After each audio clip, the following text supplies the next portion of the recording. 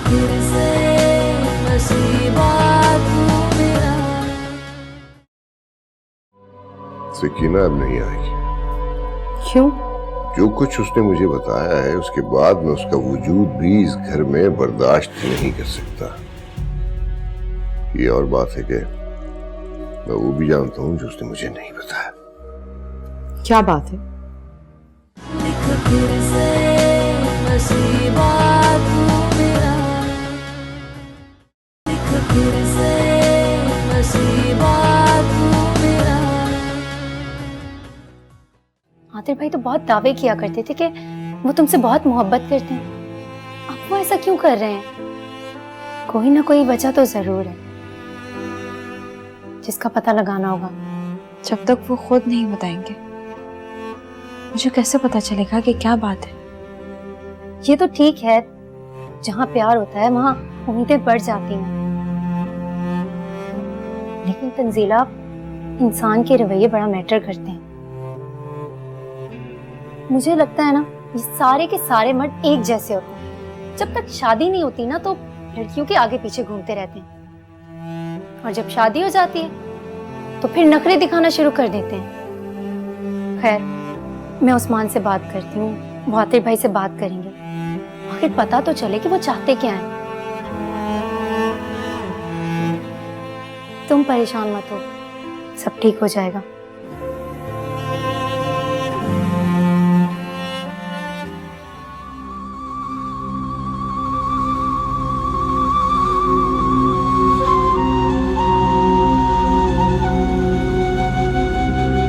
Uncle, आपको कोई काम था तो मुझे बुला लेते।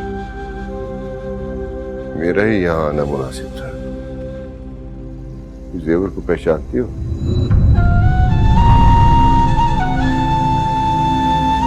क्या मतलब? मैं समझी नहीं। तुम्हारी आसानी के लिए सिर्फ इतना बता देता हूँ कि ये जेवर शादी पे हमने तुम्हें दिया था, और इसे चंद दिन पहले एक आदमी के साथ तुम्हें ज्वेलर के पास बेचने के लिए गई थी। पूछना यह है कि कौन था वो आदमी? कौन आदमी? किसकी बात कर रहे हैं आप? जिसके साथ तुम ये जेवर बेचने गई थी।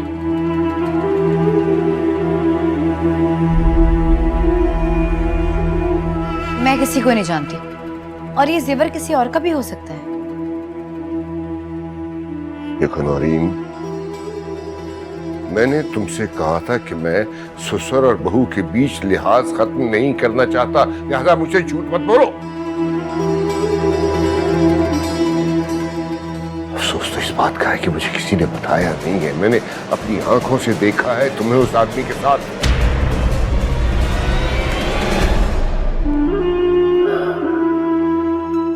देखो, सकीना भी मुझे तुम्हारे बारे में सब कुछ बता चुकी है, और आतिर अभी तक इस बारे में कुछ नहीं जानता।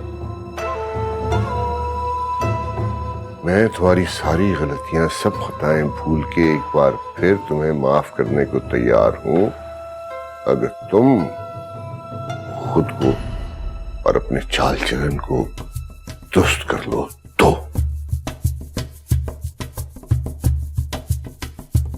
क्योंकि तंजीला की तरह तुम भी मेरी बहू हो,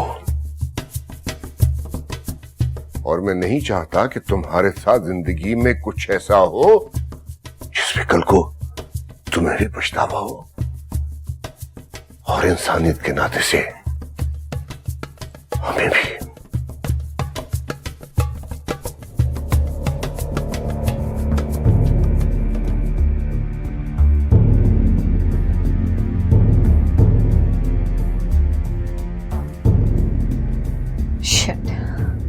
ये एक और नई मुसीबत।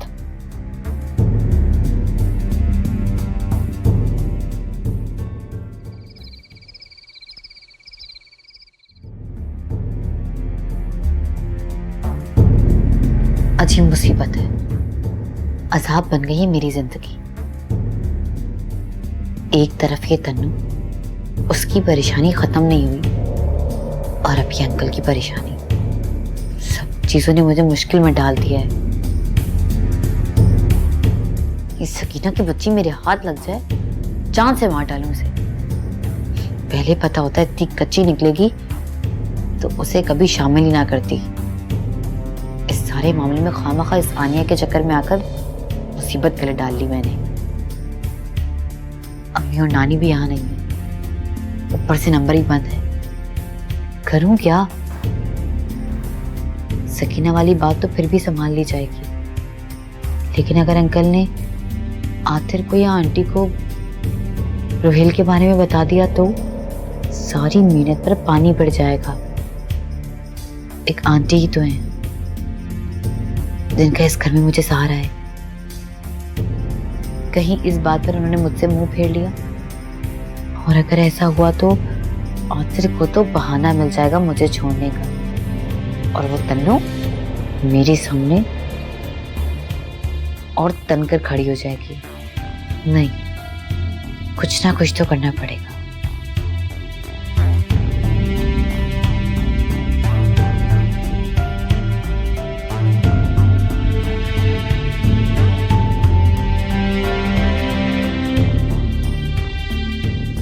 Pick up the call.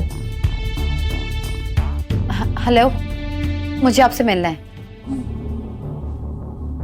हाँ, 1-2 दिन में मिलते हैं। 1-2 दिन में नहीं, मुझे आज ही मिलना है। क्यों, मेरी याद इतनी सता रही है तुम्हें? ये मजाक का वक्त नहीं है, मुझे वाकई आपसे मिलना है, बहुत जरूरी काम है। अच्छा ठीक है, मैं भी यहाँ हूँ नहीं, जैसे ही वापस आता हूँ तो मुलाकात करते हैं। ठीक है, लेकिन प्लीज जल्दी कीजिएगा।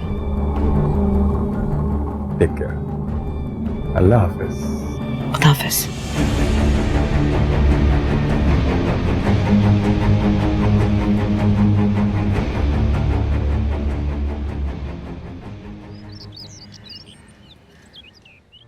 आतिफ, ये सब क्या है?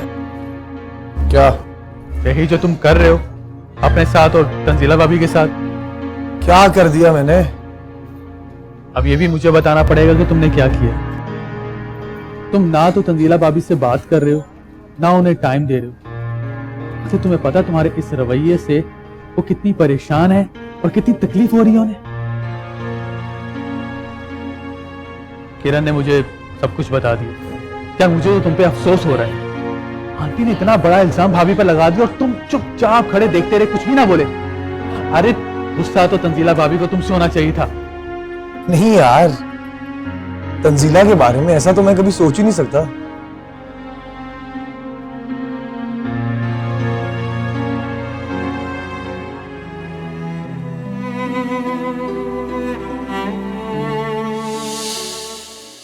आप मेरी जिंदगी है, मेरा सब कुछ। मेरी सुबह भी और मेरी शाम भी।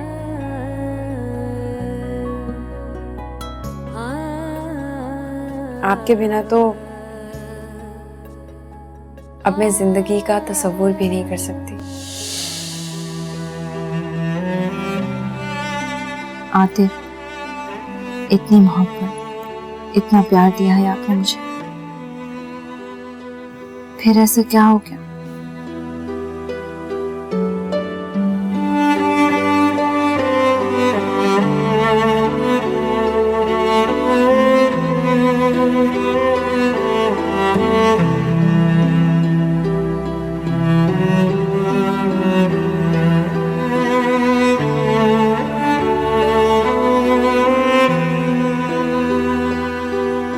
अब तो सारी गलतफहमी भी दूर हो गई।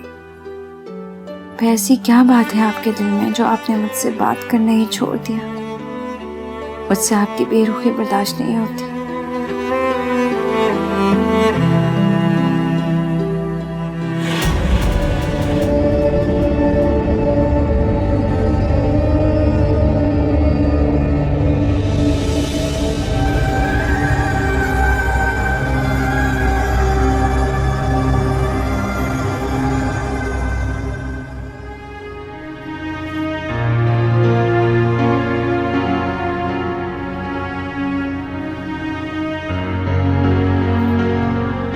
देखो आतिफ, अगर कोई बात है ना उसे सॉर्ट आउट करो।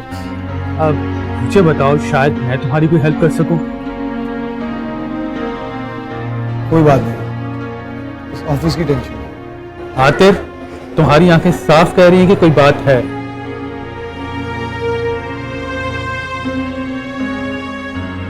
और ये तुमने स्मोकिंग कब से शुरू कर दी?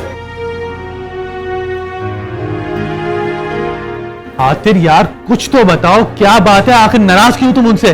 क्या बताऊं तुम्हें? ये बताऊं कि तंजीला का उसके कजन फैसल के साथ चक्कर चल रहा है। मुझसे ज्यादा वो उसकी फिक्र करती है।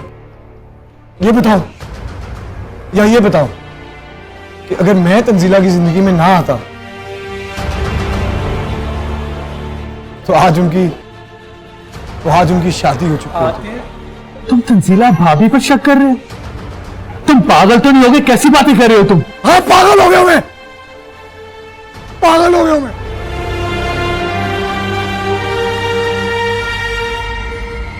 जिस लड़की के लिए मैं सारी दुनिया छोड़ने के लिए तैयार हूं, जिसके लिए मैं अपनी मां के सामने खड़ा हो गया, वो मुझे धोखा दे रही है, वो भी उस फैसल की खातिर।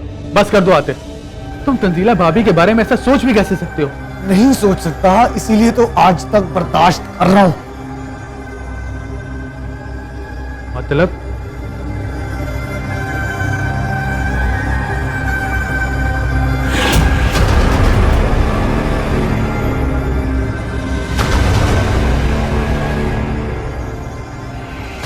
ये सब देखने के बाद भी तुम मुझसे मेरा शक करोगे? ये शक नहीं है, तुम्हारे दिमाग का फतूर है जो डाला गया। अब मुझे ये बताओ कि ये तस्वीरें तुम्हारे पास पहुंची कैसे? आनिया। आनिया? ओ, तो मैं अब समझा। आनिया अपनी शादी के टूटने का बदला ले रही और फैसल से तलाक का जिम्मेदार वो तंजीला भाभी को समझती है। पहले मैं भी यही सोचता रहा, लेकिन तंजीला और फैसल का ताल्लुक, उसकी कुर्बत मुझे बार बार यही सोचने पर मजबूर करती रही। लेकिन मैं हर बार मैं आहनिया का तंजीला के खिलाफ मेरे दिल में शक पैदा करने की कोशिश समझता रहा और खुद को समझाता रहा, तसल्ली देता रहा कि मेरी तंजीला मेरे साथ ऐसा नहीं कर सकती। जिससे मैंने इतनी मोहब्बत की, टूट कर चाहा, वो मेरे साथ ऐसा कैसे कर सकती है? लेकिन ये तस्वीरें देखकर मैं कैसे मान लूं कि ये सब झूठ था, आनिया की एक साजिश थी। यार, कैसी बेवकूफों वाली बातें कर रहे हो तुम? जिस लड़की को एक लड़की की वजह से दो बार ठुकराया गया हो, वो उससे नफरत नहीं करेगी तो क्या करेगी? पहले तुमने तंजीला भाभी की वजह से उसे छोड़ा, फिर फैसल ने उसे तलाक दे दी। यकीनन इसमें तंजीला भाभी का कोई किरदार नहीं होगा, लेकिन यह भी मत भूलो कि एक औरत ही औरत की सबसे बड़ी दुश्मन होती है और वो अपनी शादी की बर्बादी का जिम्मेदार भी तंजीला भाभी को ही मानती है, और इसीलिए वो ये सब कुछ कर रही है। अच्छा, मेरी मानो, घर जाओ और तंजीला भाभी के साथ अच्छे से जिंदगी गुजारो। समझ में आई मेरी बात अब भी या नहीं?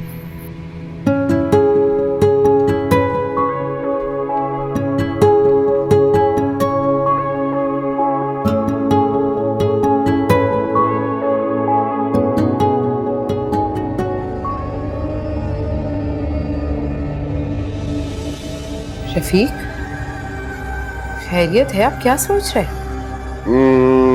कुछ नहीं, ऐसे ही। मुझे ये बताओ, तुम्हारा सारा जेवर का? कुछ बैंक में है और कुछ मेरे पास घर पे। क्यों, सब खैरियत है ना? हाँ, खैरियत ही है, खैरियत है। नौरीन की ज्वेलरी का? नौरीन के पास। अच्छा, अब मुझसे पूछे बगैर नौरीन को कोई ज्वेलरी या मजीद रकम देने की जरूरत नहीं। ओके, लेकिन इसकी कोई खास वजह? वजह भी मालूम हो जाएगी। फिलहाल जो मैंने कहा है बस उस पर अमल करें। ओके। बीबी जी, वो तंजीला बीबी को पता नहीं क्या हो गया। क्या हो? वो साहब जी, मैं जब कमरे में गई तो तंजीला बीबी बेहोश हो गई थी। मैंने जल्दी से सहारा देकर उन्हें बिस्तर पर लिटा दिया। आप लोग जल्दी चलें, वो बिस्तर पर बेहोश पड़ी हैं। चल चल।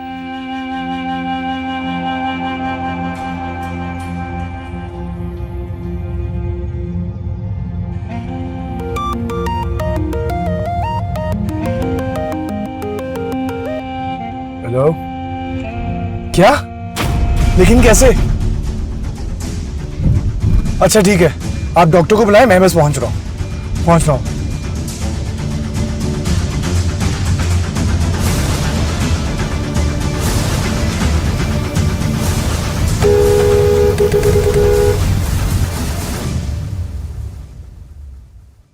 परेशानी की कोई बात नहीं, आपकी बहू अब बिल्कुल ठीक है।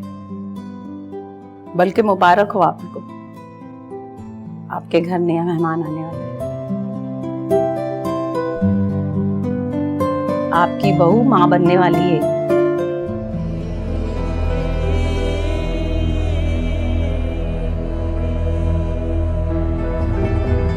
कल आप इन्हें मेरी क्लिनिक ले आइएगा, मैं इनके कुछ टेस्ट करवा लूंगी और प्रॉपर तौर पे इनका चेकअप भी हो जाएगा।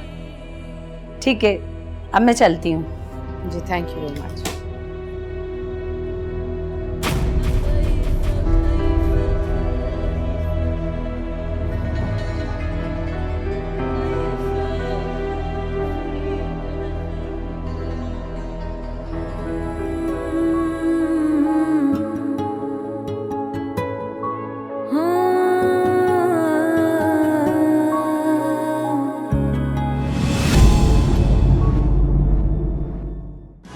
फिर से नसीबा तू मेरा, लिख फिर से नसीबा तू मेरा। तुम सोच नहीं सकती तुमने मुझे कितनी बड़ी खुशी दी। लेकिन आप नाराज थे। कहा ना नहीं, मुझे कोई गिला कोई शिकवा नहीं है तुम्हारे से।